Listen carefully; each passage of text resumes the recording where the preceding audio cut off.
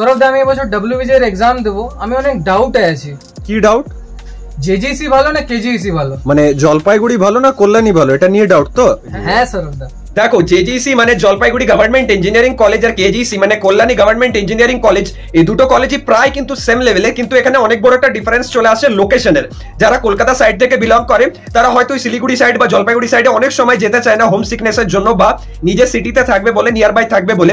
আবার অনেকে যারা নর্থ বেঙ্গলের স্টুডেন্টস তারা হয়তো কলকাতা সাইডে আসতে একটু হলেও হেজিটেট করে, তো তাদের জন্য আবার জলপাইগুড়িটা বেটার হয়ে দাঁড়ায়। বাট যদি অ্যাকর্ডিং টু প্লেসমেন্ট দেখি, তো কোনো ইয়ারে জেজিসি খুব ভালো পারফর্ম করে, কোনো ইয়ারে কেজিসি খুব ভালো পারফর্ম করে। আদারওয়াইজ যদি গেটের র্যাঙ্কিং দেখো, তাহলে দুটো কলেজ থেকেই কিন্তু ভালো মতো র্যাঙ্ক বেরোয়। এভরি ইয়ার পড়াশোনার লেভেলও যথেষ্ট ভালো হয়। ওখানকার যারা স্টুডেন্টস আছে তাদের যে হায়ার স্টাডিজ করার টেন্ডেন্সি, সেটাও কিন্তু দুটো কলেজেই খুবই ভালো। আর ফিসের যদি দেখো, তো দুটো কলেজেরই ফিসের ডিফারেন্সও কিন্তু সেরকম নাই। ডিটেলস এর ভিডিও অলরেডি আমাদের চ্যানেলে দেওয়া আছে। বাকি ইন ডিটেলে যদি ভিডিও চাইছো, তার জন্য চ্যানেলটা এখন থেকে সাবস্ক্রাইব করে রাখো।